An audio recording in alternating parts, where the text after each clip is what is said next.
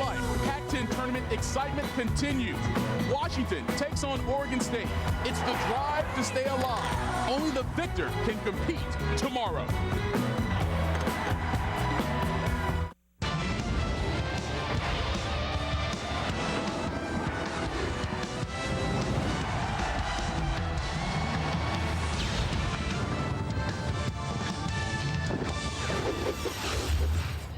One of the most exciting days of action of the conference tournament season, the quarterfinal round of the Pacific Life Pac-10 tournament.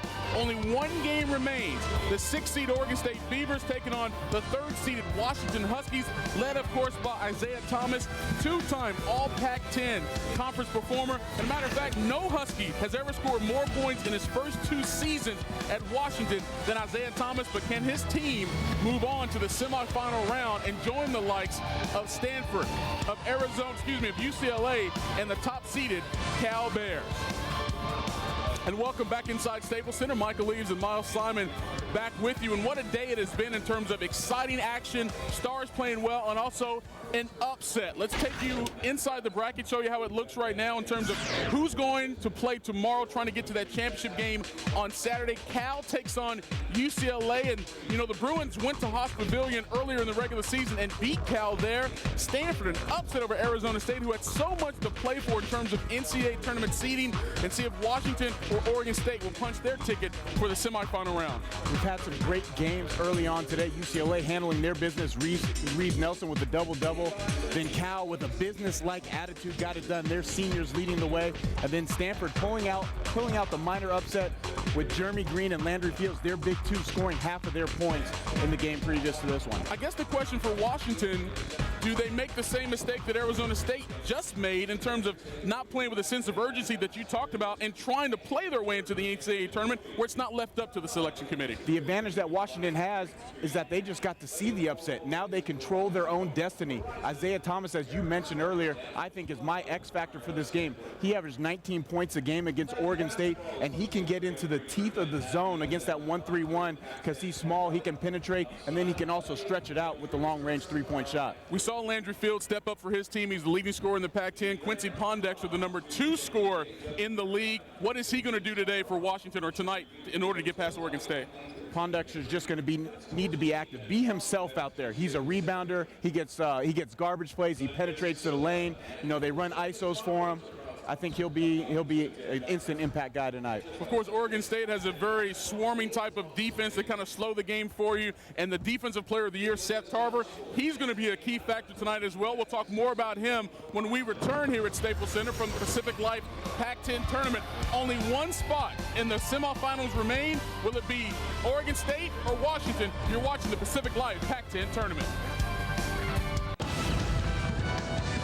The Pacific Life Pac-10 tournament rolls on from Staples Center in downtown Los Angeles. The semifinal round is almost set. Just one more spot remains. Will Oregon State or Washington join Stanford, Cal, and UCLA in the Final Four of the Pacific Life Pac-10 tournament? We will find out shortly. Well, since Craig Robinson arrived in Corvallis and took over the Oregon State program, he's put an immediate emphasis on defense. But in order for the entire team to buy in, you've got to get one star player to do it as well, and that is Seth Tarver, who became the Pac-10 Defensive Player of the Year. Seth Tarver, number 15, senior guard / forward, Oregon State Beavers. Seth Tarver, and he throws it down. I chose to go to Oregon State because it was a great opportunity for me. At the time I committed, we still weren't very good once I got here, but I saw that as an opportunity for me to come in and improve the program. Being a senior leader is tough because we have some freshmen and some guys that don't take care of their responsibilities. And so as a senior leader, you got to make sure that everybody's where they need to be at on time. And when things are going rough, you got to be the one to step up and push through it. The pressure that comes along with it, pressure is a good thing because it keeps you focused, but also it's hard because you know that people are looking at you and they expect so much out of you. It's hard because people think that I don't get tired or that I can run all day long, but I'm only human and I make mistakes too. Coach brings a lot of discipline and execution and just a great system. And it's something, it never really changes. I mean, there's so many options in our system, and it can basically match up with anybody. My experience at Oregon State so far has been a little bit of everything. We started out really bad, and then last season we ended on a high note, and so we've kind of had a lot of ups and downs. Outside of basketball, I find myself hanging out with my friends a lot, just have fun, go to a movie. I'm just a normal guy, I guess. The most important thing I learned at Oregon State is just to never give up, no matter what the situation looks like. There have been plenty of times where our season has just been at the lowest of the lowest, or the worst season possible. And also in games, our team has been down double digits multiple times, and we've come back to win in a game that no one thought we could win. So it's to always persevere, and just no matter what the situation looks like, just have faith and just keep fighting, because that's all you can do. Well, Miles, you were a scorer during your days at Arizona. You always hate going up against the best defensive guy because it makes it harder for you to work. But from Seth Tarver's standpoint, what is it about him that enables him to affect the game so much from the defensive end, and what does that do for Oregon State? In the top of that 1-3-1 zone, with his length and athleticism, he's able to cut off passing lanes for the Beavers. He makes it tough for guys like Tawan Porter and Jerome Randall to just skip the ball back and forth and penetrate the gaps of the zone. Then he's able to get his hands on a lot of balls and create easy shots for the Beavers, which they run a Princeton-style offense where they like to slow it down, but anytime they can get easy buckets off their defense, it's usually Seth Tarver creating those opportunities. That's going to be one thing to look forward to tonight as far as Isaiah Thomas trying to get into the teeth of that defense with Seth Tarver out front. When we return, we'll take you around the country for some highlights from the other conference tournaments and get you set for Oregon State and Washington here at the Pacific Life Pac-10 tournament. Halftime report. I'm down here with Lorenzo Romar. When these two teams meet up, it is always a tempo clash. Talk about the importance of setting the tone for your team early here. It's going to be very important. Oregon State can get in a rhythm and make it very difficult for you to play your type of game. They defensively can stymie you at times with their zone defenses, and offensively they can lull you to sleep. So we hopefully we won't play at their tempo. Quincy Pondector has been your rock all year long. What have you asked of him tonight? Be a leader and be who you are, and that's what he's been doing. Thanks, Coach. Fizz, over to you.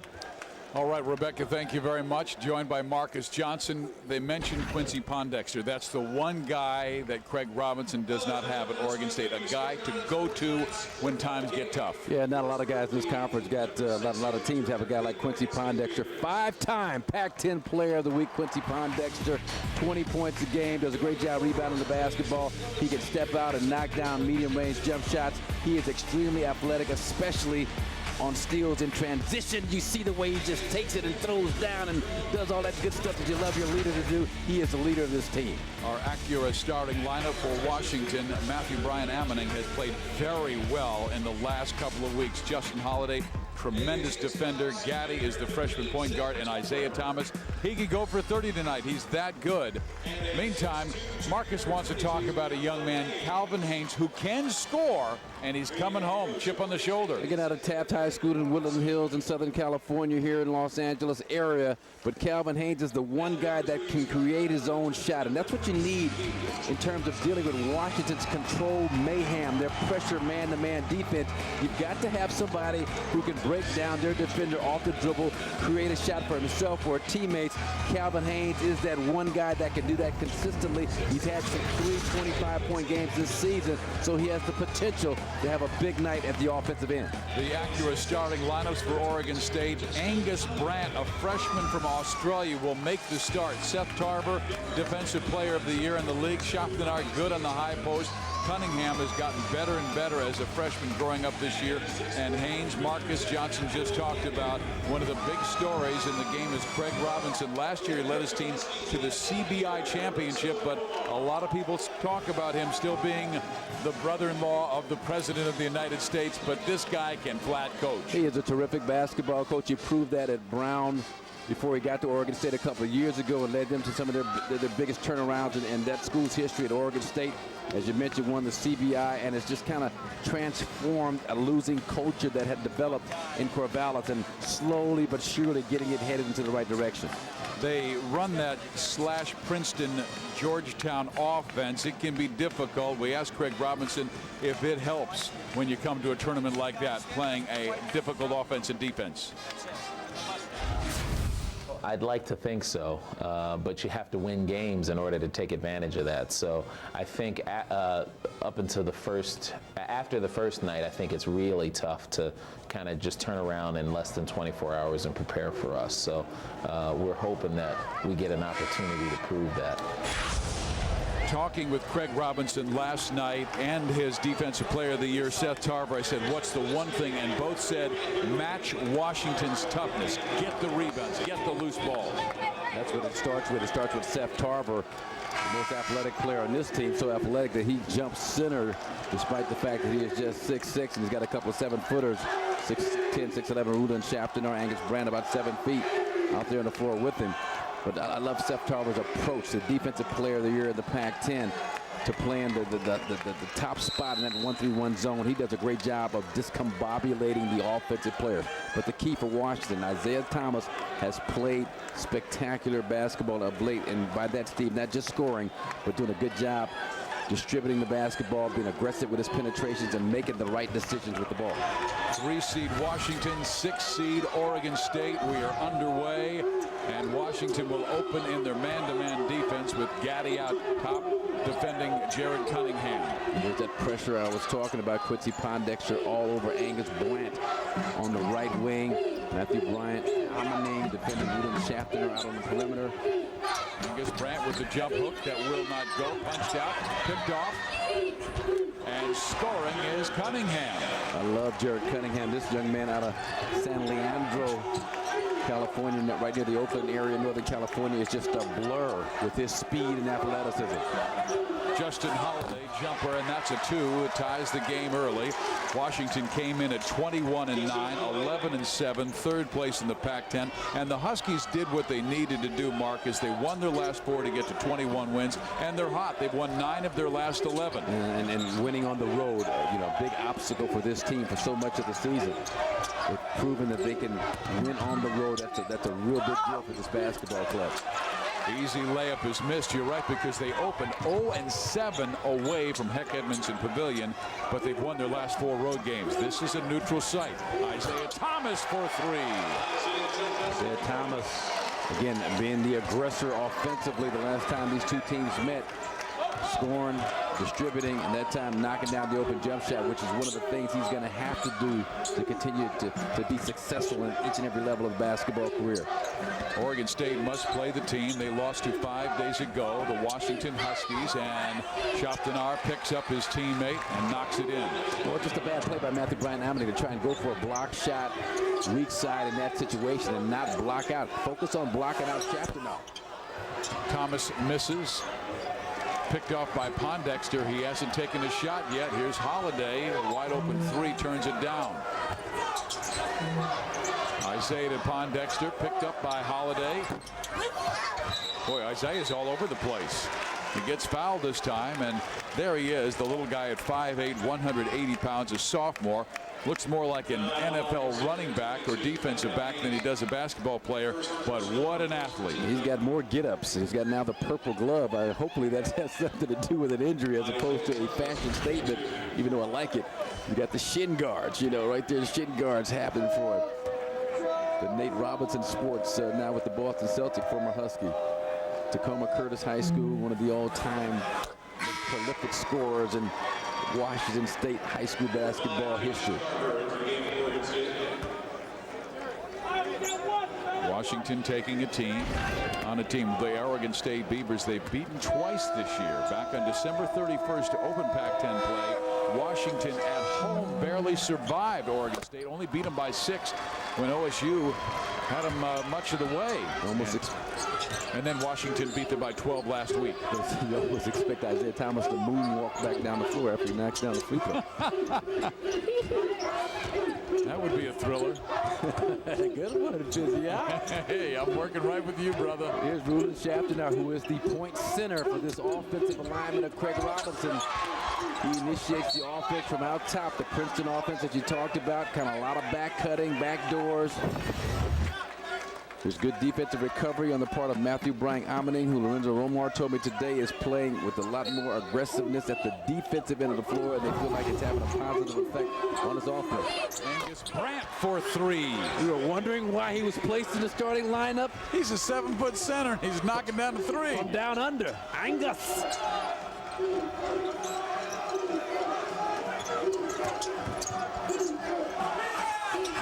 Gaddy for three. Gaddy's been very quiet, just averaging 2.5 points his last 9 games. Maybe that'll be a confidence pick-me-up. Another Tacoma product. Abdul Gaddy, as you mentioned, it's somewhat of a disappointing season, and you can see already Angus Brandt coming in, not just as a seat filler. He's coming in with trying to be a star in this game. Isaiah Thomas misses. Oregon State said defensively they would pack it in, but they wanted to control the tempo and execute their offense. Oregon State wins when they force their opponent to play at their tempo, and Washington wants to play fast. And I did see them put up 80-plus points. Angus! He's already his career high. Wow. Are you kidding me? He's showing, and out the bigs. I mean, Shaftenar, I know, can shoot the long ball. Angus Brandt comes out, and Craig Robinson has given him the complete green light.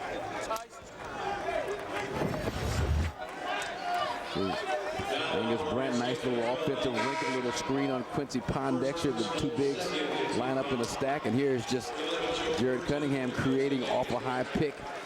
Spot up shooter in the corner. Your big guy, Angus Brandt. The secret weapon from Sydney. I thought he grew up on a cattle farm with a name like Angus. Mo is right. 6'10", 215-pounder did his job here early on. Now you get Big Joe Burton, 6'7", about 280 on the floor. So just a totally different look for the Huskies. Good defensive rotation that time by Oregon State. A foul is called. It will go against Oregon State. But Angus Brandt with a couple of threes, and OSU is tied with Washington. Welcome back to the Staples Center. We are all tied up now. 3 years ago, the Pac-10 brought back that Defensive Player of the Year award. Definitely very tough company to get into that. Let's check out the Defensive Players of the Year. First, we've got Russell Westbrook, who's doing well on that next level back in 2007, 2008. Then Taj Gibson of USC, 2008, 2009. And this year, the Defensive Player of the Year, Seth Tarver. Now, what's interesting about him is last year he was leading the league in steals and didn't get recognized for his defense. Talking to Craig Robinson, he tells me that that was a great motivator for Seth. Over the summer, he's come up with that defense once again this year, and he's finally being rewarded for it. Rebecca, talking to Seth last night, he said he was doubly honored because he said usually a defensive player goes to a team that plays a man defense. And he said, we play a 1-3-1 zone defense. I'm out of the top. I didn't think I would get recognized. Yeah, and again, he is so cerebral about his approach to that position. He looks for tendencies from players. He studies just reels and reels of game tape against potential opponents.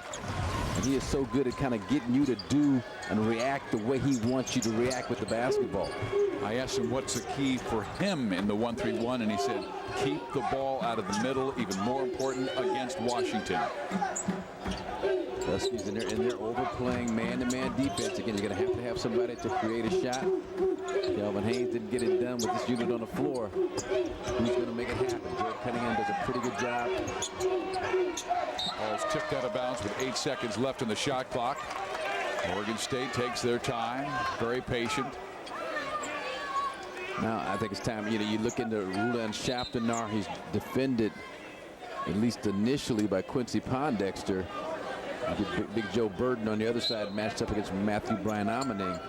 But you can't go wrong running your offense through Shaftenar. They got to take the shot, and it's forced and controlled by Washington. Abdul Gaddy, the freshman point guard. Washington loves this tempo of basketball, look to push it at every opportunity. Abdul-Gadi almost got himself into trouble with his over penetration. He will come out now, and Vinoy Overton.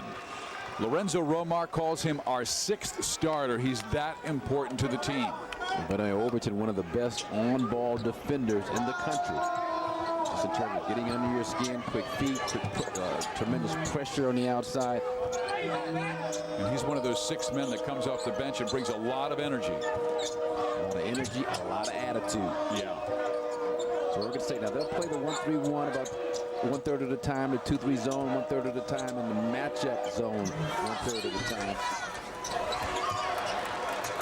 Craig Robinson told me last night they would pack in that zone because Washington comes in just a 31% three-point shooting team, and we have seen them rip teams apart by hitting their threes, but when they don't, that's when they've lost, particularly on the road. Well, and you know, knowing the personnel of the Huskies, until they bring in Elston Turner, until they bring in Suggs, their outside shooter, Scott Suggs, you know, and here comes Suggs as I speak, checking in, but, you know, you want to stay packed in. Make them prove they can knock down some outside shots. Force Lorenzo Romar to have to go into his bench and bring some specialists onto the floor. This is Jared Cunningham, the 6'3" freshman. Earlier in the season, Craig thought he was over-penetrating and charging and turning the ball over, but in the second half of the season, this young man has been getting that jump stop, putting it together, and because of that, I mean, he had 20 last Thursday against Washington State. Got a game where he had, what, 8 steals in the game? Yeah. I mean, he could be such a disruptive force. He's got a tremendously bright future in this league. Jared Cunningham. Suggs usually will go to the baseline corner and take the three-pointer. Here's Pondexter, long with the 3. Cunningham high for the rebound. Saw his leaping ability there.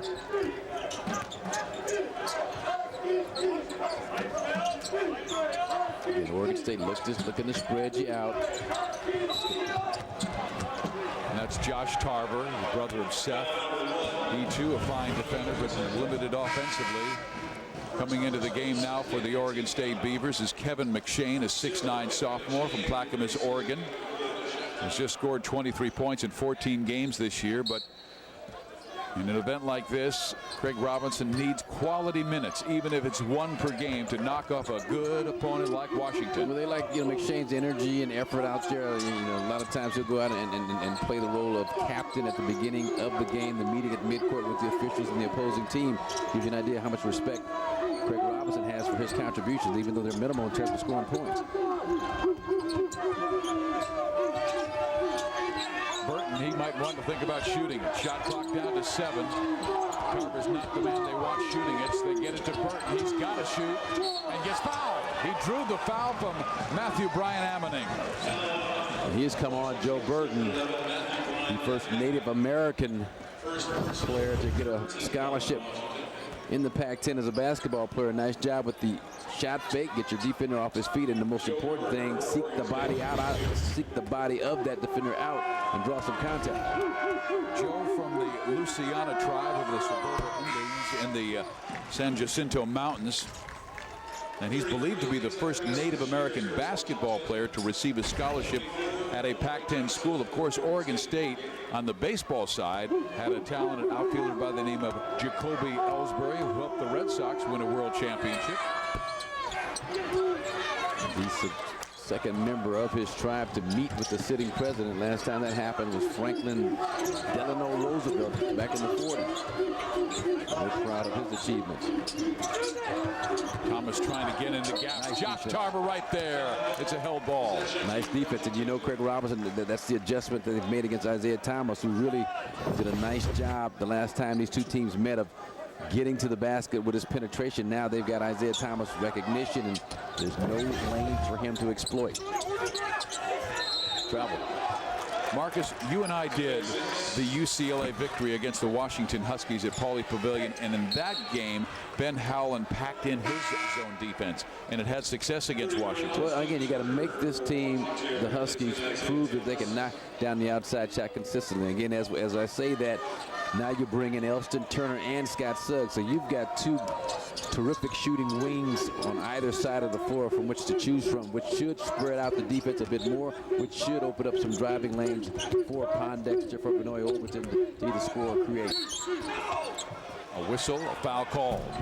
Slow-moving game which favors Oregon State. This tempo favors the Beavers. I mean, they're limited offensively. They're just 9th in scoring in the league at 60 points per game. That's 20 fewer points per game than Washington scores. It's two wide bodies inside there. Tariq Bashir's nice job. If the overplay comes up with the steal, you make that gamble. You better come up with it. You know, once you're out of position, you're going to get an easy bucket. Pondexter drops it down low, but good defense by Oregon State. The steal by Omari Johnson.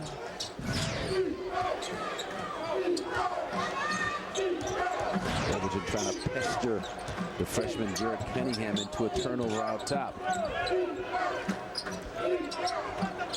Washington might be the top scoring team in the conference, but I really think that's because when they play great defense, they get the easy baskets. Shots like that, even though Cunningham gets the friendly roll and the three-pointer, but that's a contested three-point shot. But they do such an exaggerated job of wing denial, of entry pass denial. I mean, they're playing on top of you, and I mean just kind of face guarding you with their backs to the basketball, which you rarely see in the college game. Washington has gone 5 minutes without a field goal. Suggs a good shooter, but quiet recently. Gives it up to Benoit Overton. Scott Suggs missing the three. Good defense by Oregon State. And until, as you mentioned, Steve, they're packing it in that zone, and until you hurt them by knocking down all outside shots, they will stay packed in.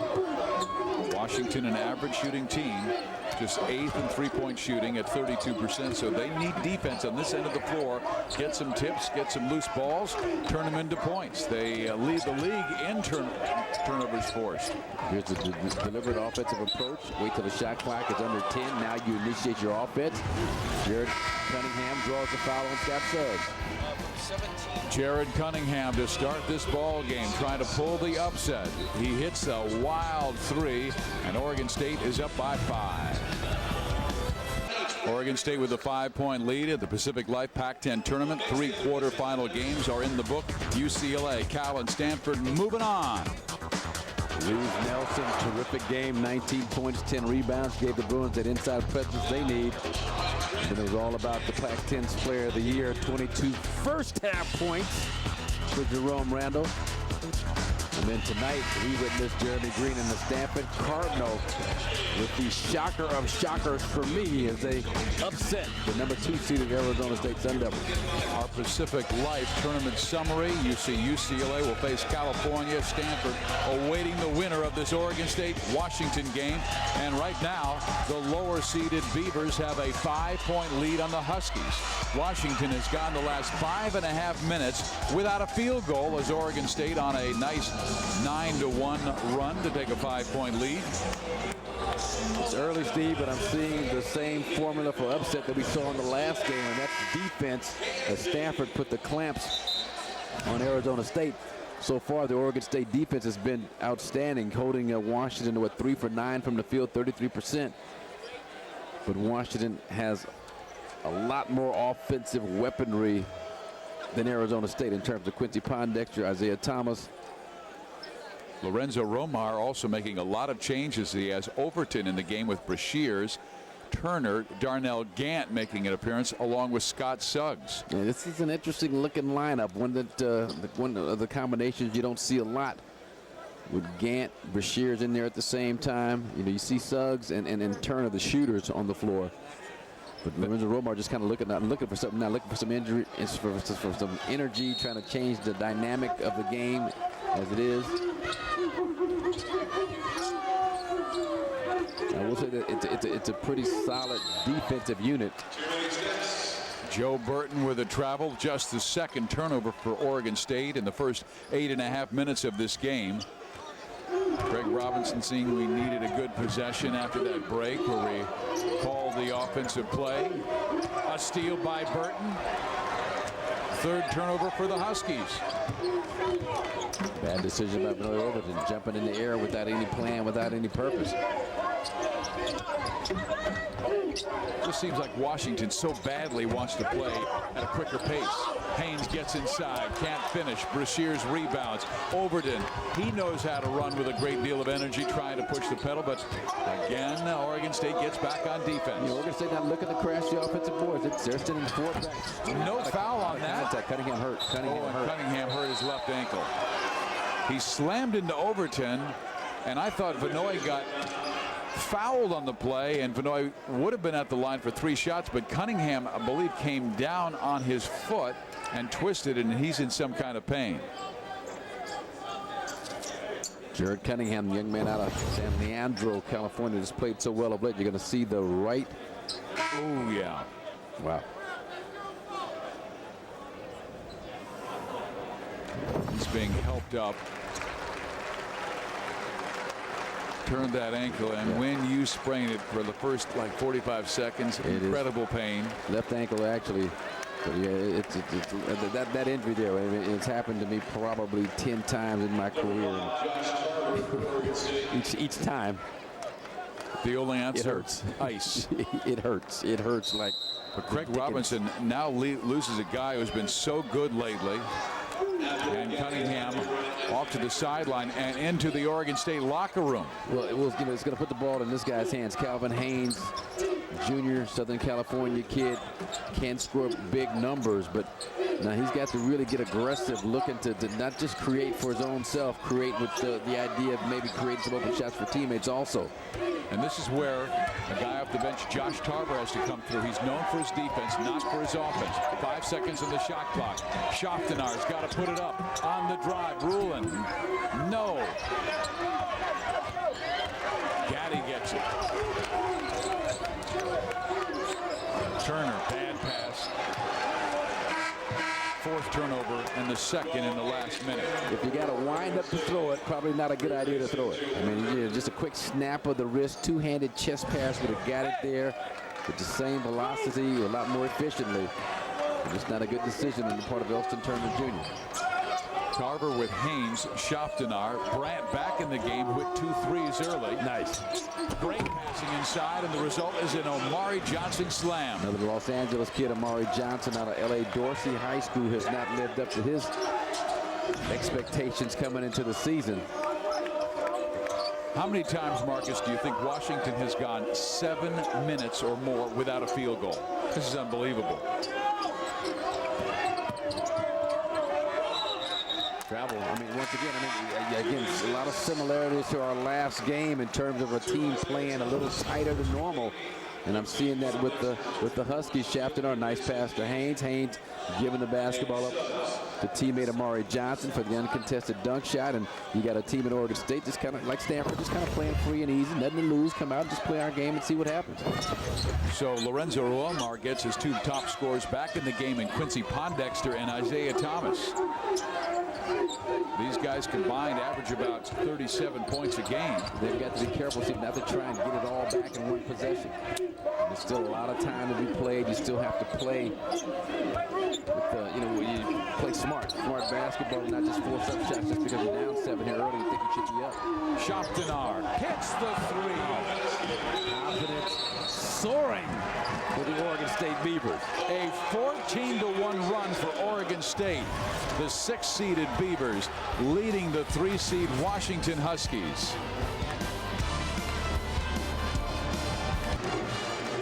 Ruben Schoftenauer plays that high post in their offense, and he can take the 3-point shot. Angus Brandt, nice little kickback, dish back to Ruben Schoftenauer as the defenders collapse on Angus Brandt. Concerned about his scoring ability. Boy, there's the real challenge of beating a team 3 times in 1 year. Cal pulled it off. They beat Oregon earlier today. That was their 3rd win of the year. But Stanford, after being thrashed by the Arizona State Sun Devils, they shocked the Devils in the quarterfinal game earlier played. And now Washington, who has beaten Oregon State twice earlier this year, trying to make it 3 in a row. Brandt almost throws it away.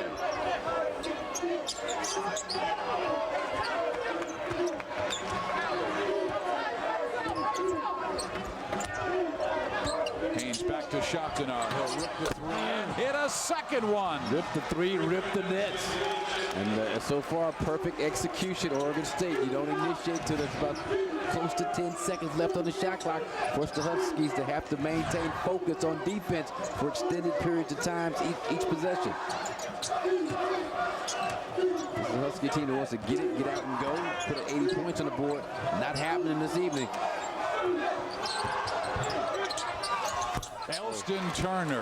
Uh-oh, there's a hired gunslinger, Elston Turner, 2 in a row, which means that he's got it going on tonight. And he's a confident guy too, Marcus. Yep. Here's the area. I mean, you got to, if you're Matthew Bryan Almaning, do a better job covering. Mari Johnson. Talked about that confidence. Doesn't take much. This is not a great shooting team. They're last in three-point shooting in the Pac-10 at 28%, making just over 4 per game, but they've hit 3 in their last 4 possessions. See how they back off of Abdul Gadi, giving him about a 17, 18-foot look that he's eventually going to have to take because they're really packing his zone in. They've done a great job on Matthew Bryan Almaning, who came in averaging 14 points per game his last 8. Yeah, he's played terrific basketball, just being patient, slowing down, allowing things to kind of materialize after he catches the ball in the post.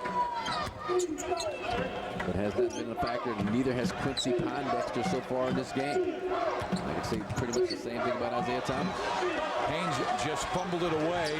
Bad pass ahead, and it's punched out of bounds. It still belongs to the Huskies. It was kicked out by Calvin Haynes. But Rulon Schoptenar with a couple of threes, and we've got a heck of a start as Oregon State has a 27-16 lead over the Washington Huskies. Welcome back to Staples Center. Michael Eaves and Miles Simon getting you ready for the Acura halftime report. We'll take you to the Big East where there was a buzzer beater tonight in that conference tournament. Also take you inside the numbers here in the first half between Washington and Oregon State. You know, the Beavers, Miles, aren't necessarily known for their outside shooting, but Rulon Schoptenar was going wild from three-point range. That point forward spot for the Oregon State Beavers is the critical spot in that Princeton offense, and Rulon Schoptenar taking advantage of the mismatches he's had a putback and has knocked down 2 deep threes for the Beavers to get them going and give them this 11-point lead. Yeah, 14-1 run game, a 10-point lead. Now it's 27-16. We send it back downstairs to Steve Fiziak and Marcus Johnson. Marcus, you know, we were talking about this earlier. Did Washington not see what happened to Arizona State in the first game of our evening session? They're trying to play themselves into the NCAA tournament tonight. And I think, Michael, that is one of the reasons why the same fate that befell Arizona State, at least in the first half, is happening in Washington. I think that the pressure of kind of having to come in here and win. And then Arizona State had that kind of pressure, didn't perform well under it. Washington so far playing a similar type of basketball, just tight pressing, not making good decisions. And I give Oregon State a lot of credit. The zone they're packing it in, forcing Washington to go to their weakness, which is outside shooting. They've limited Isaiah Thomas to just 5 points on 1 of 4 shooting, and Quincy Pondexter only 1 point. He finally gets a shot up, and it won't fall. And that's one of the reasons why Craig Robinson has Angus Brandt on the floor so much. When Pondexter gets that ball on the left post at 6'7", he just can't turn and jump up over the 6'10" Angus Brandt. You've got a long, lanky defensive player on either side of the floor between Brandt and Schoptenar to challenge Quincy Pondexter. Everybody else packing it in, so there's nowhere to drive. So you got to settle for a pull-up jump shot over a 6'10" guy. Elston Turner is the only Husky to score in 10 minutes. Hard to believe. Now Washington going to go into some zone action of their own. It's almost like a 2-1-2 with Matthew Bryan Almaning responsible for that high post area where the Oregon State bigs operate so effectively.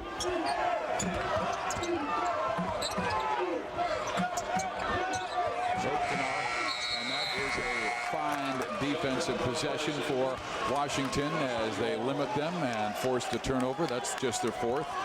Quincy Pondexter came in averaging 20, has one free throw. That's it. I'm sorry, no points. 1 point. 1 of 2 from the free throw line. I'm sorry, I was looking at Bryan Almaning. 1-0. What's the difference, you know? Yeah. I mean, in a game like this. Overton has it ripped ahead to Calvin Haynes. Justin Holiday pulls it down. Boy, I'm really impressed how quickly Oregon State's gotten back on defense. Again, I mean, just totally disdain for the offensive glass, focus on getting back in transition, which you better be focused on. Let's go to Rebecca Harlow. Fizz, Jared Cunningham took a very quick trip to the locker room and back. The trainers are telling me he has an ankle sprain, but he is available to return in the ball game. You have to respect that toughness coming from him. Probably got it taped up, and he is at the scores table ready to check in as Overton misses the first foul shot, and here comes Jared Cunningham. Again, I'm not liking the energy of these the body language, the energy of the one. It's a tight team right now, playing with the sword of Damocles hanging over their heads. Same thing about Arizona State. Just kind of get in the moment. It's a basketball game. Have some fun. Play loose. Play free. Let the results take care of themselves. Easy for me to say sitting over here. Now they go back to the man defense. We'll see what Oregon State gets out of this, but I like that 2-1-2 zone alignment that Lorenzo Romar went into. He's going to mix things up, trying to keep Oregon State a little off balance. Cunningham goes out of bounds. There is a foul call that goes against the Washington Huskies. Second foul on Vinoy Overton, who has also been shut out. So their main weapons offensively have been completely silenced. Brian Ammoning has no points. Quincy Pondexter 1. Isaiah Thomas hit a field goal early, but that's been it. And Vinoy Overton, who averages close to 10 points per game, coming off the bench, a big 0. And you know, Overton likes to get his in transition off of turnovers, but Oregon State's done a pretty solid job taking care of the basketball. I think it's, you know, Isaiah Thomas over these next 4 minutes and 20 seconds, you know, he's got to try and get his confidence going and generate something for himself. And it's going to have to be from the outside shooting jump shots, because Oregon State's defense is not allowing him to penetrate whatsoever.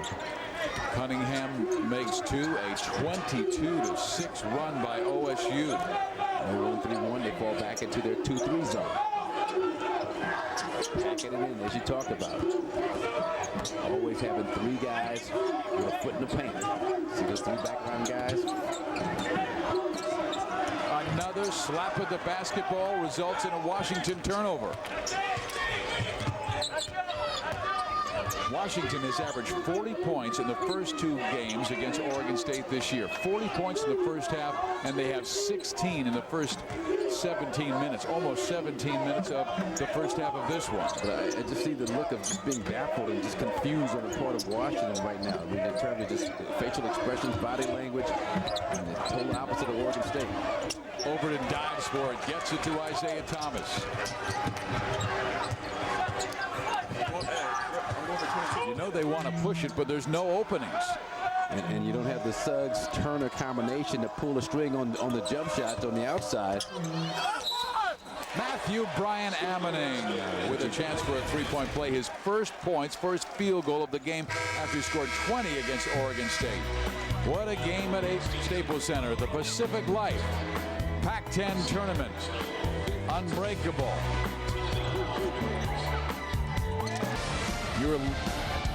You were looking at LA Live, and that's the Staples Center. This is a great area to shop, eat, and watch basketball. There's so much to do downtown at Staples Center, so we invite you to come to the semifinals tomorrow night in the championship game on Saturday. Fans, it's a great opportunity and plenty of tickets available.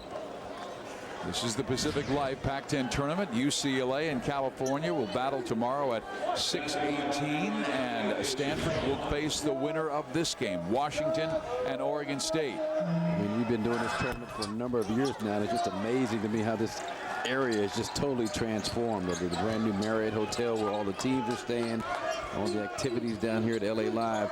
It's a great place for a college basketball postseason tournament. Washington within 11. Man-to-man defense. Shaftenar again, the point center. The offense runs through him. So now overplays. Look for some backdoor cuts when he's got the ball in his hands. There it is. Good job, Overton, on the denial of Jared Cunningham. The three with 3 seconds left in the shot clock, no good. Here's Isaiah Thomas, plenty of speed, takes on Haynes and lays it up, no good, but tapped in on a nice return by Matthew Bryan Ammoning. That's what Matthew Bryan Ammoning's done a terrific job. He talked about the 14 points a game over the last 8 because of his ability to run the floor the way he does. 2:18 to go first half. Seems like Washington has picked up their defense, and it's Overton with the steal and slam.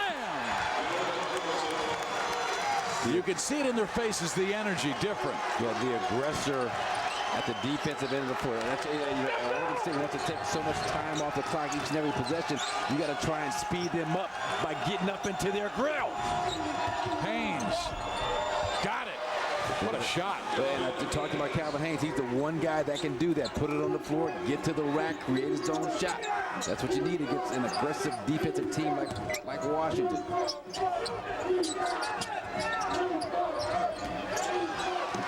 Isaiah went for the save and unable to do it. A turnover by the Washington Huskies. Here's Vanoy Overton just attacking the dribbler. That time Ruben Shaftenar. And then here's Calvin Haynes again, breaking his man off the dribble. Great body control, avoids the offensive foul against Matthew Bryant Ammoning. Makes a difficult banker off the glass inside. Washington staying in the man defense. You know, man with pressure. You got to keep pressure in the basketball. You cannot allow this team to continue to play this game offensively at the tempo that they want. You've got to force the action at the defensive end of the floor. 9 on the shot clock. Josh Tarver has to take this shot, and he is not the man you want taking the three-point shot. It'll be Washington basketball. They're within 9. A reminder, fans, that on our Acura halftime report, Michael Eaves and Miles Simon will not only talk about this game, but what's taking place in college basketball today in tournaments and first half stats and highlights. That's coming your way on the Acura halftime report. I think the Huskies, now they see how they're going to have to play basketball at the defensive end. They cannot allow, again, the Beavers to continue to dictate tempo. Isaiah Thomas can't make the open 3. And I think you're going to have to see more Elston Turner on the floor, who's knocked down a couple of jump shots, a little bit more Scott Suggs, perhaps. 37.6 seconds left in the first half. We've got a timeout, and we'll be right back. Oregon State has done a marvelous defensive job on the main guys, Quincy Pondexter and Isaiah Thomas. Thomas just took the 3. He's now 1 of 6 from the floor. And Quincy Pondexter has really been limited. Came in after scoring a remarkable 34 points against Oregon in their last victory 1 week ago against the Ducks, and he hit 14 of 18 shots, but very quiet in this game and not too many touches for Quincy. And when he's had looks at the basket, he's had to shoot over 6'10", 6'11" on the baseline between Ruben Shaftenar, Angus Brandt defensively. But Craig Robinson elected to start, and I got to believe because of his presence and length on the baseline, specifically for Quincy Pondexter.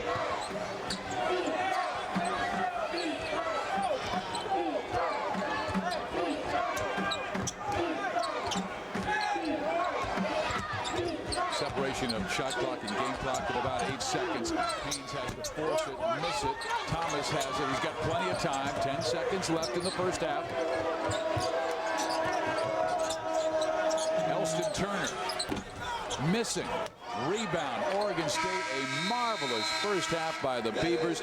The fewest points allowed by a Washington team this year. The fewest points they've scored in a first half. 24 against USC. They only scored 22 against Oregon State.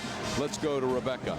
Craig Robinson and his defense has been controlling this first half. Are you liking what you're seeing? What's clicking? Well, I'm liking some of the stuff. We're doing a good job in making them slow the tempo down, but we turned the ball over way too many times, and we let them get a couple second shots that cost us a little bit more of a lead. Offensively, you've been looking for efficiency. Are you liking the shot selection? Yeah, I've been pretty pleased with everything on the offensive end except for the turnovers. Thanks, Craig. Thank you. Oregon State has the lead here at the half, but Washington is showing some signs of life. It is time for the Acura halftime report. Michael Eaves.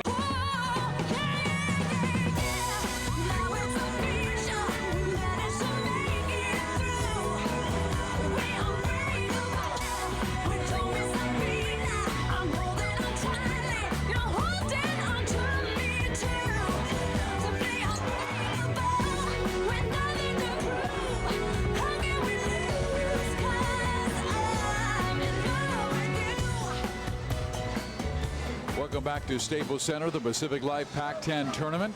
Our Acura halftime show. Steve Physiok along with Marcus Johnson. Oregon State lost twice to Washington. Talking about what they had to do to beat the Huskies before the game, both Seth Tarver and his coach Craig Robinson said we have to match their toughness. They did that in the first half. Matched it and then some, as Oregon State's defense has been tremendous, holding the Huskies to about 38% from the field in the first half. And the most important thing, just no driving lanes. They packed in that zone, whether it was a 2-3 or a matchup zone, and really did a nice job of forcing everything that Washington attempted to be a tough contested or challenged drive to the basket, contested jump shot or challenged drive to the hole. Our Acura halftime stats. Washington was limited to 38% from the floor, and Rebecca caught up with Coach Lorenzo Romar. Yes, and I asked him how he is going to get Coupon involved in this second half, and he said it's going to start with teamwork. He said we got caught up in one-on-one play. He's looking for more ball movement. He wants these guys using each other. Now, Quincy pulled the team together before this half started, and he's saying, guys, I've got one question for you. Are you ready to go home? Fizz, we know the answer to that one. Rebecca, Pondexter, and Thomas average combined 37 points per game. In the first half, they had just 6 points on 1 of 8 shooting from the floor. Brandt has more points than any Husky. Angus Brandt. Angus! Of all people. 2 3-pointers. He's got 6. And what is that? The combined total of Dexter has 1 and Isaiah Thomas has 5. So that matches their total. It is a blocking foul called against Washington after very good defense by the Huskies. Here's our Pacific Life game matchup. Haynes against Pondexter. Well, not too prophetic from OMJ here about the stars of this game so far. Still a lot of basketball left to be played. It's still a story. I still think Calvin Haynes is going to be the shot creator when the shot clock is winding down. And obviously for the Huskies, they're going to need Quincy Pondexter, Isaiah Thomas also. But you know, have a double figures 15 to 20 point game from one of them. I don't know if they both can do it with 19:33 left in this game.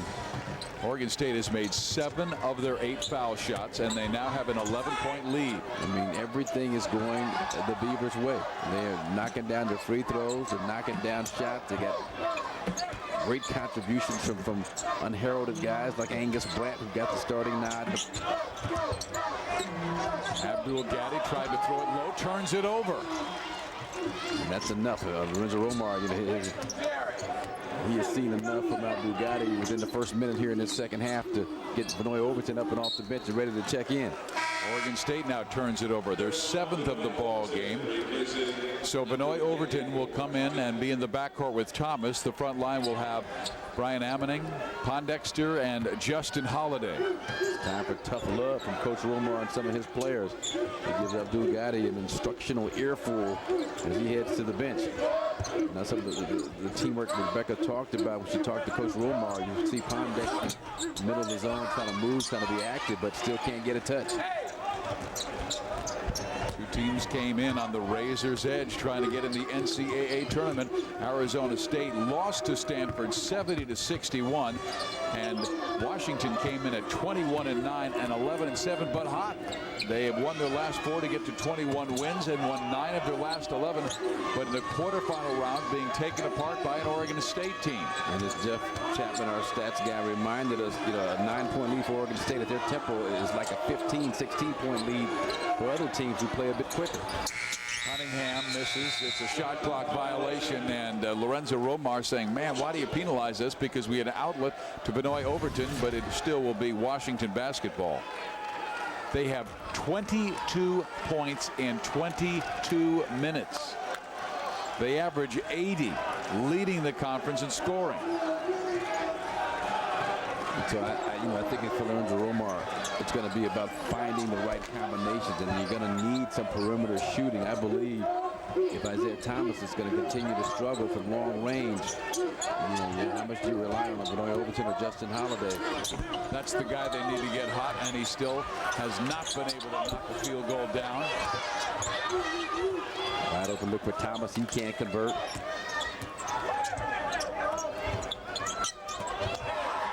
Another forced entry pass almost leads to another turnover. Let's go to Rebecca.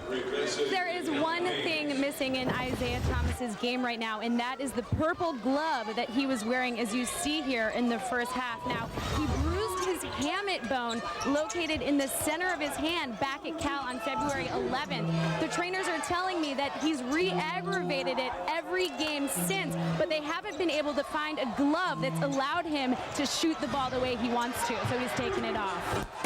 Josh Tarver misses the dunk. That time Thomas went down hard on that hand you're talking about, Rebecca. And here's Overton trying to push it in. Gets fouled, and he'll be at the line for 2 shots.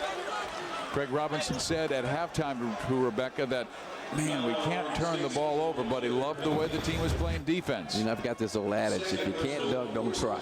And here's Josh Tarver. I mean, in a game like this, your team playing as well as they're playing, every bucket counts. So make sure, go for the little cripple, like we used to call it back in the old days, a cripple off the glass.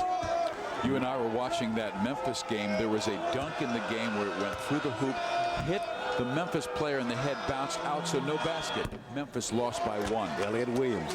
Elliott Williams went in for that dunk shot, and then if it doesn't go through the bottom of the net, it didn't count as 2. And he wound up losing that game. Now, he's an athlete. He's not, Josh Tarver's decent athletically, but in a game like this, you just don't even need to try. Coach John Wooden, your great coach, said he didn't like the dunk rule because it took away from offensive play, skill play around the basket. Your thoughts? I love the dunk, but Washington, they've got to continue.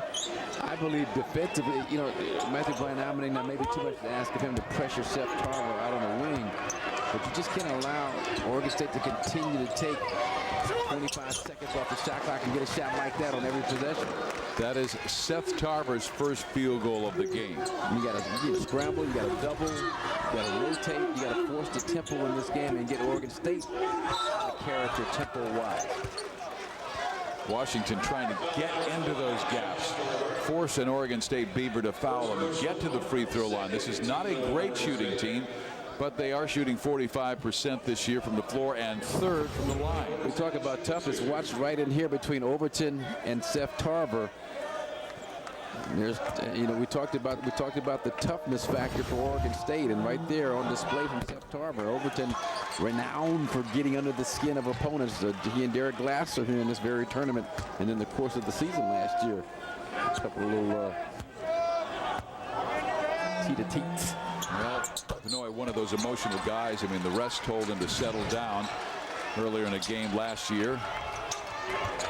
You got to see more of this. You got to see more full court pressure trying to force Oregon State to kind of pick up the tempo of their game. They do a nice job breaking that pressure. But I don't think you back off here in the front court. You still got to go at these guys. And at least get a 5-second count started, as Justin Holiday does against Josh Tarver.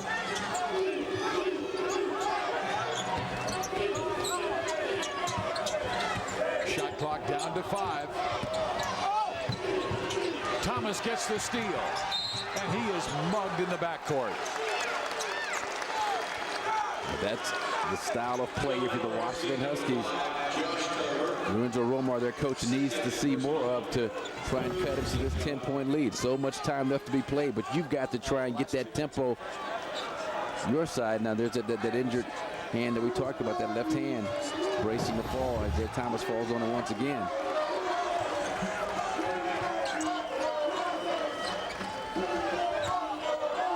Washington has not scored a field goal in the last 6 minutes. Where are you, Quincy Pondexter? I was just going to say that. He's doing a nice job moving. Matthew Brian Ammoning finally gets the roll and knocks it down to cut it to 8. There's the pressure again. You got to stay with it. And then now your Pondexter is not a good decision, but I like the aggressiveness.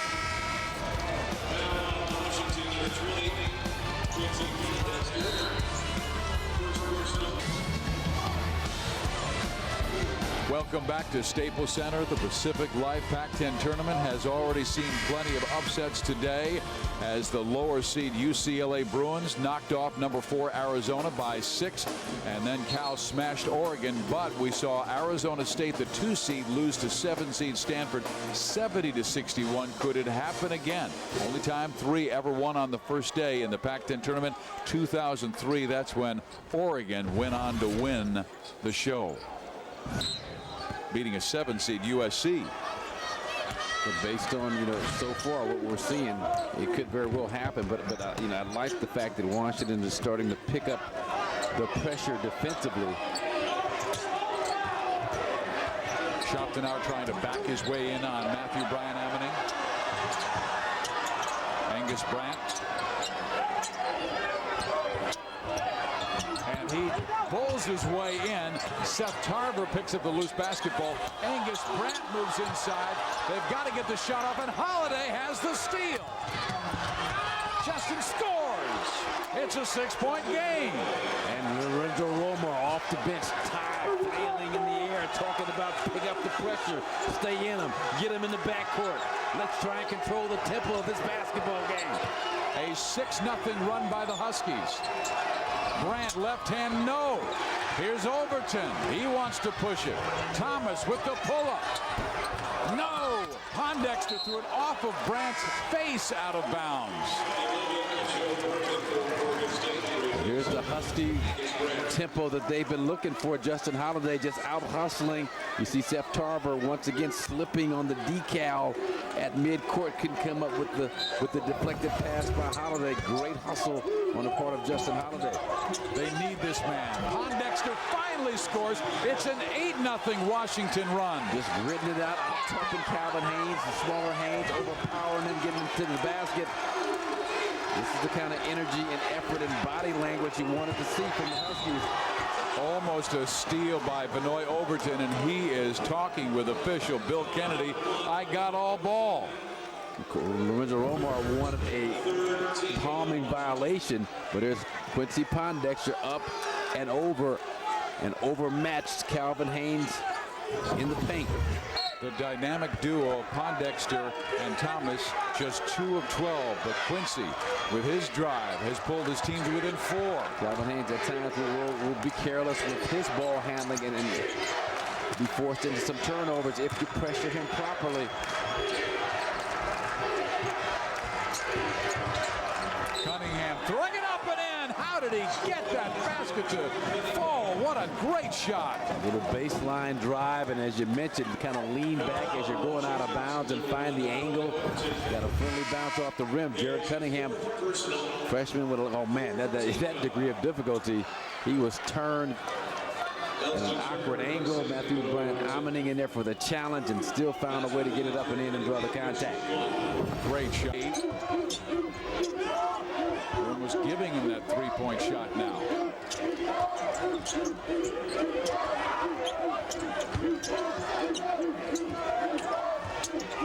Inside to Pondexter, left hand, yes. Count the basket, a chance for 3. Old school give and go basketball. Quincy Pondexter, Justin Holiday hit the right wing, cut down the lane. Here's a cut there. Here's a pass to the right wing, gets it back.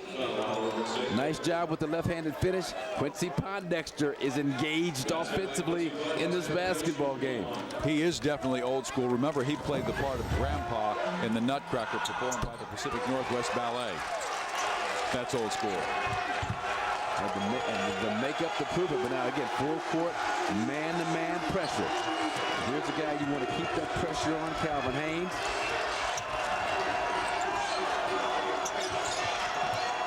Questionable passing decision by Big Joe Burton. Could have led to a turnover if you had vision of the basketball defensively. They get a new shot clock. That means Washington has to play maybe 70 seconds of defense. And again, that's the one thing you just cannot have happen. You force them into a tough shot, a tough miss. You've got to secure the defensive rebound, and possession doesn't end until you do. Oregon State again, run their offense, patience. This is not a bad place to get the basketball. Joe bowls his way in and misses the shot. He will be at the line for two. He has shown some excellent footwork down on the low post. Joe Burton. And we upset Cal at home. Had a really nice performance there. Showed a nice spin move going baseline. That time got middle. Nice little up fake, little pump fake. Scored 12 in that victory over California. He is a 64% foul shooter. Misses the first. So the lead remains 3. I ran into Big Joe Burton at the hotel when he was being recruited by Oregon State.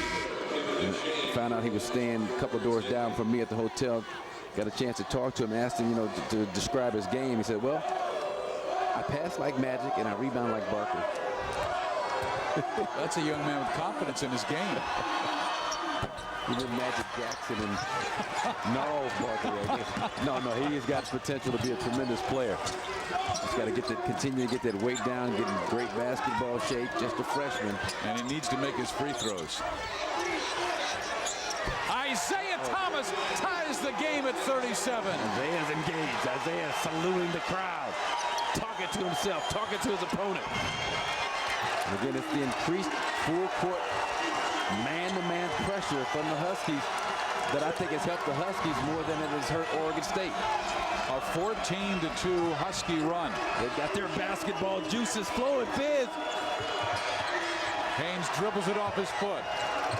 Plenty of time left in the shot clock. It's down to 12. Cunningham falls down. Was he fouled? They say he was, and Isaiah is hot.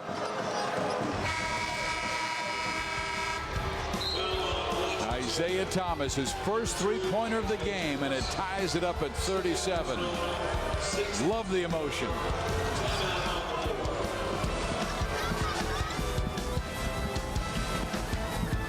Washington has rallied back from a 13-point deficit to tie this game. Let's take a look at a Reese's playbook. And Quincy Pondexter, Justin Holiday, a little give and go, going to pass to Holiday. But watch Ruben Schaffner shift his position, open up this lane for Pondexter. Nice job, Holiday, to find him. Old school give and go there. Schaffner's going to come over just enough to open up a lane for Quincy Pondexter to get down the middle, draw some contact, left-handed finish. Beautiful exhibition of give-and-go basketball. Rebecca, you're behind that Washington bench. What's their energy like now?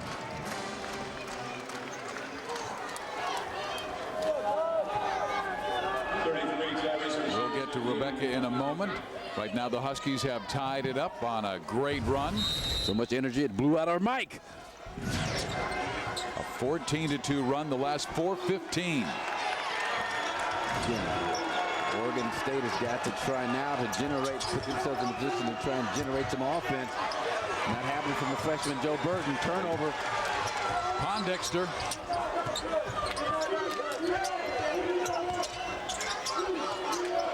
Turner's a good three-shooter. He's off on the left side, number 31. Knocked down a couple of long balls in that first half. Isaiah Thomas knocked down his last jump shot. Turner. Washington leads for the first time since they were up 11-10 in the first half. Calvin Haynes closing out. Bites on the shot fake.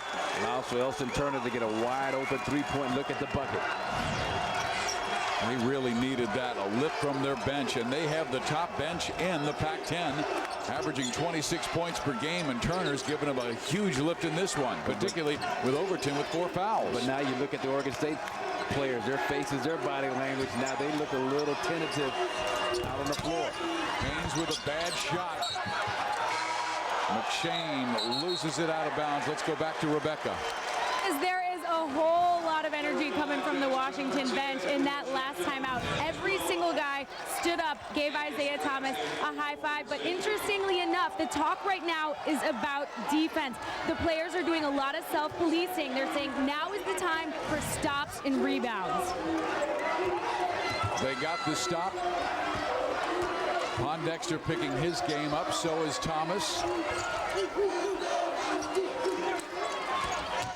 Dribble penetration. Turner's open and he's hot.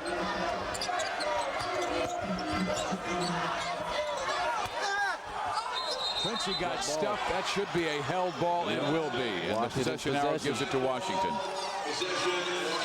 Washington possession. Nice job, patience and execution by the Husky. But here's that missed dunk by Josh Tarver.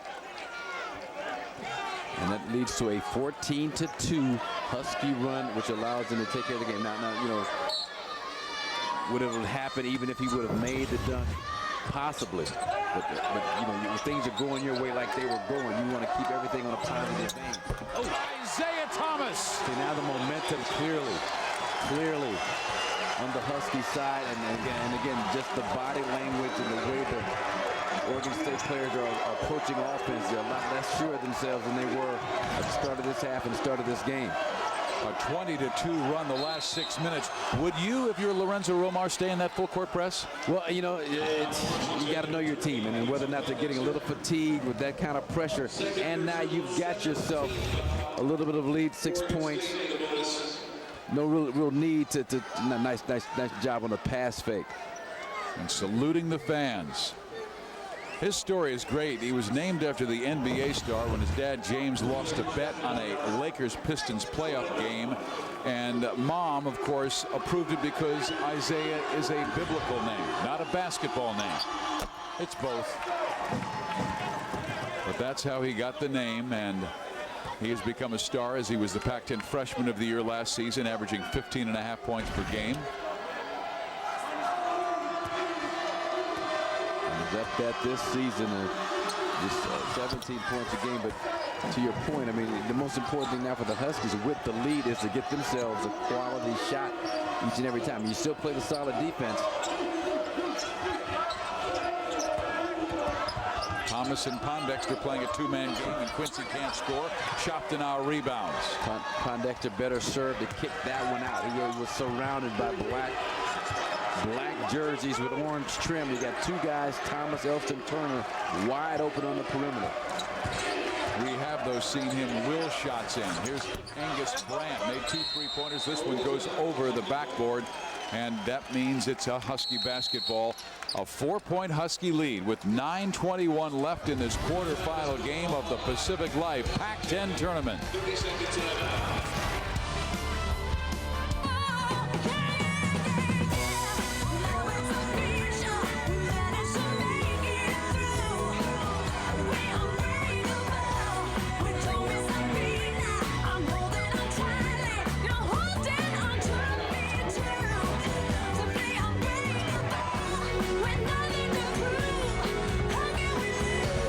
Some of the great moments we've seen in the Pacific Life Pac-10 basketball tournament, and our Pacific Life game summary shows you the score, and Washington shooting the ball much better, not turning it over as much. Washington only had 23 points in the first 23 minutes of the game. They've scored 20 in the last 7 minutes, and it's mainly because of their full court pressure, and it's the kind of pressure that we used to see from a guy like Gary Payton, Oregon State, who's here watching his alma mater. The glove. What a great defender. I had the privilege of working Sonic broadcast, Seattle Sonic broadcast, when they were the Seattle Sonics back in the mid-90s. The only better two-way player in the league at that time, number 23 from the Bulls, Michael Jordan. Gary Payton had that kind of talent. Almost a steal. Turner, though, with the save. Still plenty of time in the shot clock. Pondexter getting tied up as they rotate their defense over. Well, look at now, Oregon State, they've increased the pressure on their defense, trying to take the Huskies out of their comfort zone. Pondexter. But once again, great defensive possession by Oregon State, with the exception of securing the defensive rebound. Coupon, Quincy Pondexter working the weak side of the glass. Nice job up and over a smaller Josh Tarver. You know these Huskies know what's at stake. I love his game because we've had a chance to watch him grow up in the league and get better and better every single year. And now as a senior, one of the leading candidates for Pac-10 Player of the Year. He averages 20 points and 8 rebounds per game. It's that kind of passion you love to see in games like this. Yeah, had somewhat of a chip on his shoulder because he did not win the award. There was some reports that he may have finished as low as 3rd behind Jerome Randall and Landry Fields of Stanford. Grant shoving Pondexter away, no foul. The game is getting chippy, Steve. Well, that's because Washington is picking up their defense. Full all-out denial on entry passes. Nice job. And they knock down Brian Ammoning. What a fine defensive stand he made. Nowhere to go for Jared Cunningham. Thought he could turn the corner, get to the rim. Nice switch by Matthew Bryant Ammoning just to step into the driving lane, take the hit, and a little bicycle pump action down on the floor. I love our cameraman. He was right there, and he did not turn away. He just looked Brian Ammoning in the face. Way to go, Chris. Holiday out top trying to throw it low to Pondexter. It goes out of bounds. They say, oh, they overrule. Ruben Ramos came in and talks to Bill Kennedy saying, no, went off Pondexter. So they overrule and give Craig Robinson's Beavers a chance, and Lorenzo Romar complaining, saying, wait a second. One guy points our way, the other the Oregon State way. Well, the one guy that didn't really complain was Quincy Pondexter. I'm watching his reaction, and it gives you an idea that the officials probably got it right. But Lorenzo wants his team to stay with the focus and the emotion. Trying to fight for every advantage. A little bit of a shuffle of the feet by Josh Tarver, not called by the officials on top. At one point, Oregon State had a 13-point lead. As many as 12 in the second half. Seth Tarver with a shot like a shot put. High degree of difficulty, challenge, bumped off balance, fade away, still found a way to get it into the nets. They extend the defense on Elston Turner. Here's more of a matchup zone alignment by Oregon State. Thomas missing the 3, but guess who's there? Matthew Brian Ammoning. And the athleticism of the Huskies starting to take hold in this game. Quincy Pondexter, offensive rebound, put back that time. Matthew Brian Ammoning, great hustle on the part of Justin Holiday to recover from the weak side and help out defensively. I think Lorenzo Romar might get him in the locker room after the game if they win and say, fellas, if you play with this kind of passion for 40 minutes, you can beat anybody in the country. Isaiah Thomas, his 2 threes, part of this big comeback. And Quincy Pondexter, the mighty Quinn, led by Lorenzo Romar. Welcome back to the Pacific Life Pac-10 Tournament. Washington now with a 7-point lead. It's time for the winning touch from Touch of Gray. Everybody trying to get into the act. Matthew Bryant Ammoning, nice job. A little jump hook. Justin Holiday, steal and finish at the other end. Quincy Pondexter, little give and go action between he and Justin Holiday, and one. Don't forget about Zeke. Isaiah Thomas, little spot up 3-point jump shot. Don't forget about Elston Turner Jr. Shot fake, one dribble left, knock it down. Huskies getting contributions from many different players in their 26-10 second half run. And you can see how the Stars beginning to step up. What Pondexter's done in the second half. Isaiah Thomas has a couple of 3-pointers, and Washington has 9 field goals in this 25-6 run.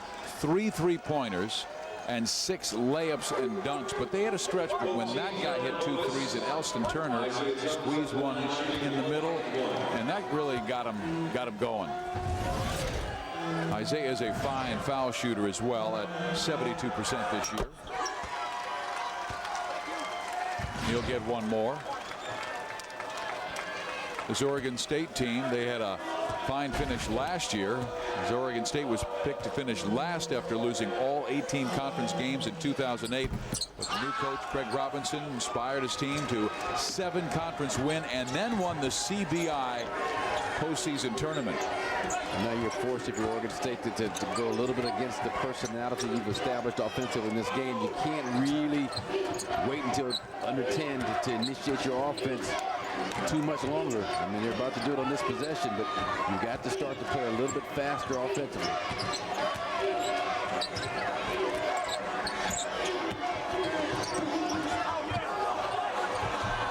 Nice tip in by Rulon Shaftanar.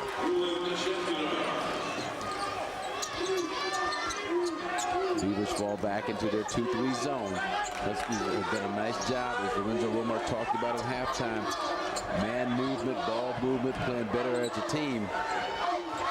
Tried to get it low, bad pass, and that was a force by Isaiah Thomas. Here's an opening for Oregon State.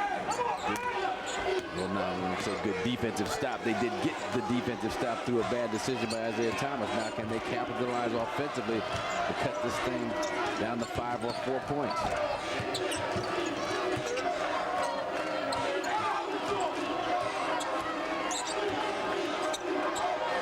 Huskies stay in the man defense, and it's been good. Oregon State not moving as sharply up. Seth Tarver hits the jump shot. That's not his game either. He's usually an offensive rebounder, sticking it back up and in. And if he does shoot a jump shot, it's going to be in the painted area. This is a nice little crossover, about a medium range 14-footer. There's the contact by Justin Holiday under the Exmo. Pretty good looking form on the part of Seth Tarver. Able to knock it down. A free throw can make it a 3-point game, but the miss. Burton goes after it, and Holiday throws it off of Burton out of bounds. But I just wonder if Romar's going to pick up that full court pressure again. They've got the fire started in their offense. I think he probably feels like that they've kind of regained control of this game, but he had Oregon State playing under such duress, having to make decisions a little quicker than they wanted to. I think a lot hinges on these next couple of minutes offensively. What happens? But I think what happened for them when they were pressing, they played better offensively, Washington, than they're playing when they try and slow down and control the tempo and pass it around and take time off the clock. Hard to get a leopard changing spots. Rulon Shaftanar, right hand goes, and it's a 2-point game. We'll find out soon enough what the strategy will be defensively for the Huskies, especially if they don't score in this possession.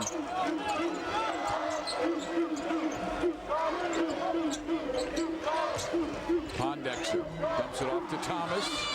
And Isaiah knocks down the three. He's got it going now. I mean, he's been able to make whatever adjustment he needed to make with that injured left hand.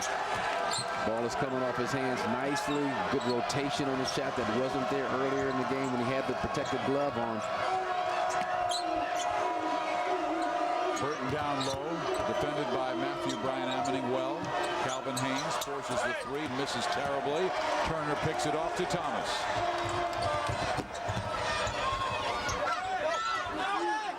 Pondexter is tied up.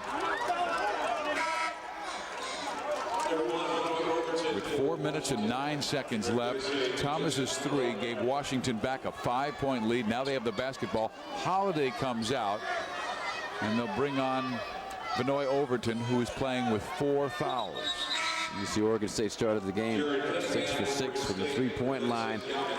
Since then, they have not knocked down one, but that give credit to Washington extending their defense and especially paying a lot of attention to Rulon Shaftanar. Grant knocked down a couple.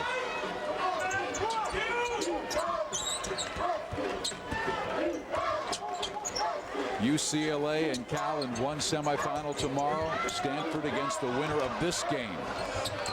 Great save by Thomas to Overton. They've got 8 on the shot clock. Great dig and save, and especially if you can get something positive out of it. In and out. Pondexter going for the save. It goes out of bounds. It belongs to Oregon State. Time out on the floor. The Pacific Life Pac-10 Tournament Trophy, they're all playing for. The quarterfinals today, semis tomorrow, championship on Saturday. Washington roaring back from a 13-point deficit to take a 5-point lead on Oregon State. Isaiah Thomas has been the man to lead them. And a child shall lead them. And not really a child, but doing a great job leading them. 10 points in the second half. Jump shots at a timely time. 3-pointers for Isaiah Thomas. Found the shooting stroke. And I just love the fire and passion. But as you mentioned, a lot of those offensive flurries by the Huskies precipitated by increased pressure defensively, which they've kind of gotten away from. Still a 5-point game. Will they show it again, especially with Vanoy Overton on the floor, one of the best on-ball defenders in the country? They are picking him up full court. Pick him up, pick him up, pick him up. Inbounded to Seth Tarver, defended by Elston Turner. Remember the old days with Arkansas, Nolan Richardson in his 40 minutes of hell. And he won a national title. Seth Tarver with the miss. Shaftanar puts it back up and misses, claims it again. Again, offensive rebounding. Third time may be the charm. 3 looks like the bucket for Oregon State potentially. How about Burton pulling his way in but missing? And Matthew Bryan Ameling with a shout to the heavens grabs the rebound. They're displaying the emotion that helped fuel the Husky run to give them command and control of this game. I gotta say control, not so much command. It's still anybody's ball game. Greg Robinson seeing that lead slip away, but as he's told us many times, this has been more of a sociological, psychological lesson. Understanding where you are with your team, with each other, to put your work in.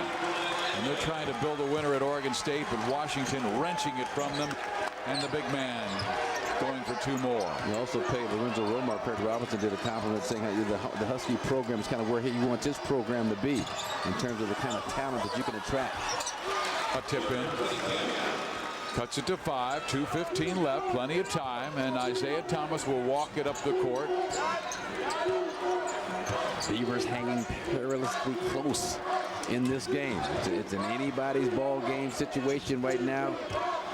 Which team toughs it out this final 2 minutes, makes the plays, and has just, I mean, it's about mental toughness. What these postseason tournaments a lot of times come down to, especially when you're the lower seed trying to upset the favorite, the higher seed. Isaiah Thomas moves into his man, misses the shot. Shaftanar with the rebound. Isaiah pleading with the official Bill Kennedy for a foul call, didn't get it. He jumped into the defender. Good no call by the official. Little high-low action. Joe Burton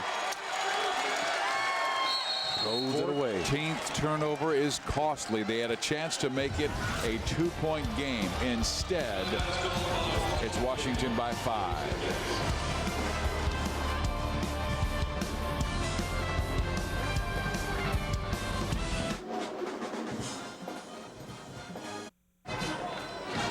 Oregon State trying to pull the upset. We did have one mild upset earlier today as the 5-seed UCLA Bruins knocked off 4-seed Arizona 75-69. That means 2 guys who were on the first-team All-Pac-10 team, Michael Roll and Jerome Randall, will battle.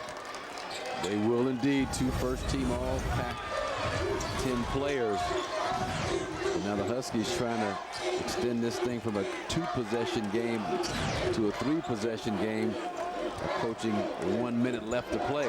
Again, patience right now, want some time off the clock, and then look to get the highest quality shot you can get, preferably Pondexter, Thomas, or perhaps Elston Turner.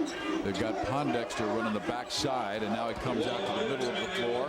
Shot clock at 6. Pondexter has to take it in. He kicks it off, and Thomas misses the 3, but there's Quincy. And picked up again by Elston Turner from the weak side. What a job he's done off the bench. He's done a nice job to give Quincy Pondexter the credit for just keeping that thing alive. Offensive rebounding. A lot of times you're not going to be able to secure it yourself on a tap in, but you keep it alive for a teammate. Pondexter right there. Wedges in front of Ruben Shaftanar. Gets that second tap at the basket. Turner alertly weak side. there for the follow. He's just relentless. We did a game up in Washington this year after he had suffered a concussion down in Arizona, and he played a marvelous game in 2 huge wins over California and Stanford, where Washington stepped on those 2 opponents. Yeah, played great, just blew both of them out. I mean, right there, they just really looked like a team that was headed in the right direction, in which they have been, especially on the road as of late. But you know, I thought first half of this game they came out a little tight, maybe feeling some of the pressure of being in this must-win type of situation to get into the NCAA tournament. But Washington has built a 7-point lead, Marcus, with just under 51 seconds left. If there is a held ball, Oregon State will have it. You see the foul situation. Shoptenar for 3. Got it. The Huskies looked like they were in a 1-3-1 zone alignment of their own, which means you should have some pretty decent pressure on the shooter. The only problem is the guy pressuring the 6'10 Shoptenar is 5'10 Benoit Overton. 17 points. This has been a real close test, as we saw UCLA knock off Arizona and check out Reese Nelson when he is finished flying in. Then California knocked off Oregon as Jerome Randall scored all 22 points in the first half. Then the biggest upset, of course, was number 7 seed Stanford, led by Jeremy Green, beat number 2 seed Arizona State 70-61, a painful loss for ASU. Yes, it was indeed. The implications of that could be devastating for Arizona State in terms of their NCAA hopes. We will see. There's some that think they still may have a chance to get in, depending on how things shape out with these conference tournaments. I hope they make it, because they're deserving according to their RPI, and finishing second in the power conference and with 12 conference wins.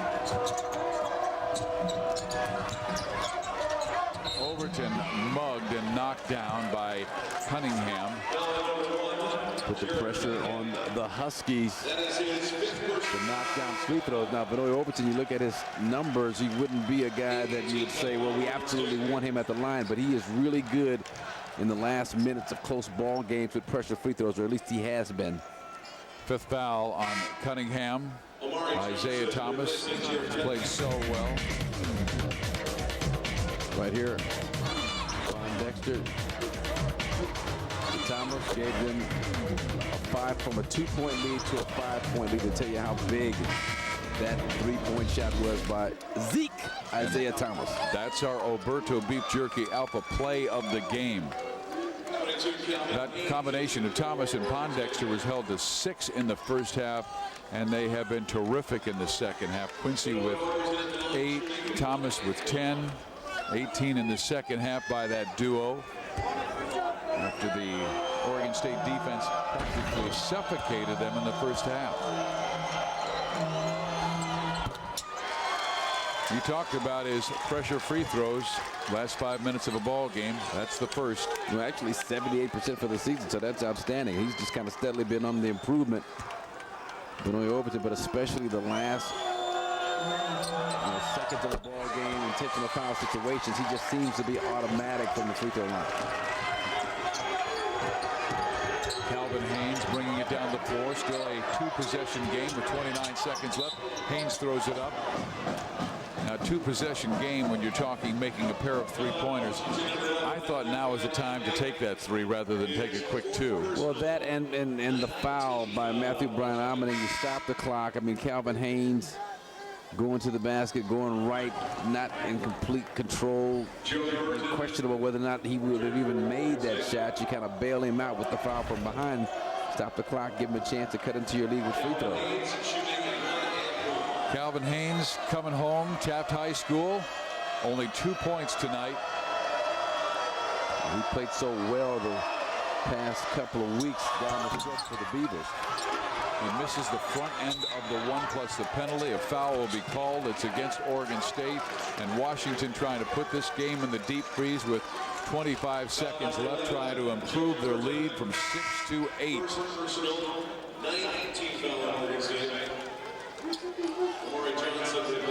Huskies had to earn this one. and are still earning it. They've got to earn it from the free throw line now, but if they hold on, they really had to earn this. Give the Oregon State all the credit in the world for bringing out the best in the Washington State Huskies. The most well-rested team in the tournament has to be California, because Mike Montgomery had a chance to play a lot of people and rest a lot of his stars when they blew out Oregon earlier today. Justin Holiday with the foul shot and made one. It's a 7-point lead.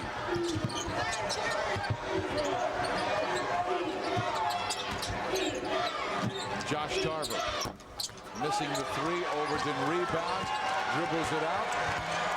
Ball game over, and Washington's going to have 22 wins.